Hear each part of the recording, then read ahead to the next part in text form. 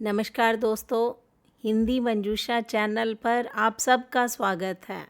ये छोटी सी कहानी जो कि जीवन के प्रति आपकी सोच बदल सकती है। चलते हैं कहानी मंच की ओर। आज की कहानी माँ और बेटे के अटूट प्यार की कहानी है, जो हर रिश्ते को वास्तविकता में देखने की प्रेरणा देती है। माँ बाप को उसकी संतान के साथ सम्मान और प्यार के साथ रहने का हक होता है। तो इसी विषय को केंद्र में रखकर आज अनुभवों के पिटारे में से जो कहानी निसृत हुई है, उसका शीर्षक है ब्लड कैंसर। नाम डरा देने वाला है, लेकिन कहानी हमें सीख देती है। कहानी शुरू करती हूँ। माँ, मुझे कुछ महीने के लिए विदेश जाना पड़ रहा है। आपके रहने का इंतज़ाम मैंने कर दिया है। 35 साल के अविवाहित इंजीनियर कबीर ने देर रात घर में घुसते ही अपनी माँ से कहा। सुनीता देवी, उसकी माँ घबराई हुई आवाज़ में बोली। बेटा, क्या विदेश जाना ज़रूरी है? यहाँ कोई और तरीका नहीं? मुझे माँ जर्मनी में एक महत्वपूर्ण प्रोजेक्ट करना है। वैसे भी कुछ ही महीनों की तो बात है, कबीर ने कहा। सुनीता देवी ने धीमी और उदास आवाज़ में कहा, जैसा तुम्हें ठीक लगे बेटा। इसके बाद कबीर ने अपनी माँ सुनीता देवी को पास के शहर स्थित एक वृद्ध आश्रम में छोड़ दिया। वृद्ध आश्रम की शुरुआत में सुनीता देवी का चेहरा बहुत शांत था, जबकि बाकी बुजुर्गों के चेहरे पर हताशा, निराशा स्पष्ट दिखाई देती थी। एक दिन वृद्ध आश्रम में कुछ बुजुर्ग महिलाएं आपस में बातें कर रही थी। उनमें से एक ने कहा, इंजीनियर का कोई सगा संबंधी नहीं था क्या, जो अपनी माँ को वृद्ध आश्रम में छोड़ गया? तभी वहाँ बैठी एक और महिला बोली, तुम्हें नहीं पता, सुनीता देवी के पति की मौत बहुत पहले हो गई थी, जब कबीर सिर्फ 4 साल का था। पति की मौत के बाद सुनीता देवी और कबीर को बहुत संघर्ष करना पड़ा। किसी भी रिश्तेदार ने उनकी मदद नहीं की। सुनीता देवी ने ट्यूशन पढ़ाकर कबीर को पढ़ाया लिखाया और वो इंजीनियर बन गया। समय बीतता गया।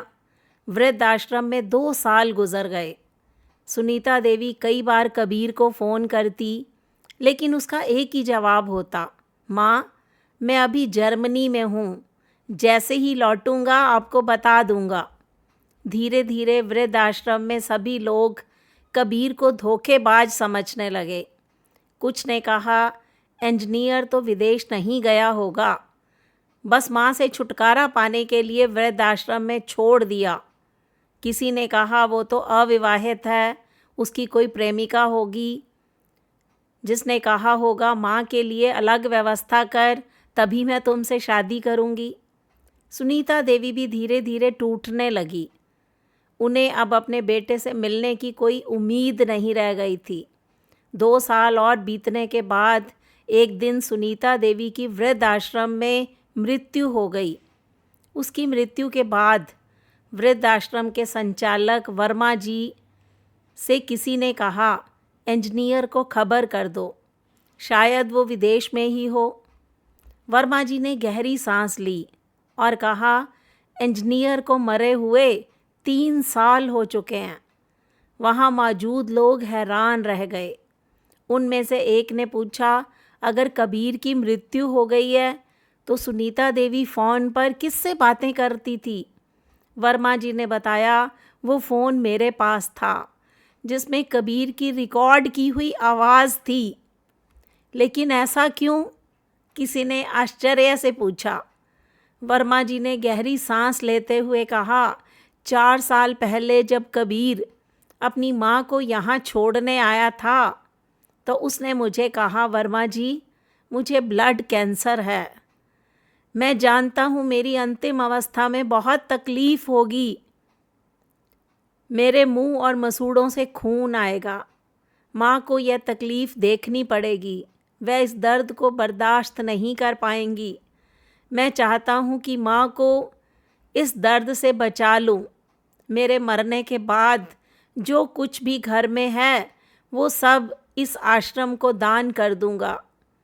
यह सुनकर वहाँ मौजूद सभी की आंखों में आंसू आ गए। सुनीता देवी का अंतिम संस्कार आश्रम के एक हिस्से में कर दिया गया। उनके अंतिम संस्कार में आश्रम के सभी बुजुर्गों के परिवारजन भी शामिल हुए। इस घटना का ऐसा असर हुआ कि कुछ बेटे अपने बुजुर्ग माँ बाप को वृद्ध आश्रम से वापस लेने अपने घर के लिए आ गए। तो ये दोस्तों एक छोटी सी कहानी जो कि माँ और बेटे के अटूट बंधन की कहानी है, जो हर रिश्ते को वास्तविकता में देखने की हमें प्रेरणा देती है, क्योंकि माँ बाप को उनकी संतान के साथ सम्मान और प्यार के साथ रहने का हक होता है। तो ये थी छोटी सी कहानी ब्लड कैंसर। कहानी आपको कैसी लगी, इस पर अपनी प्रतिक्रिया दीजिए।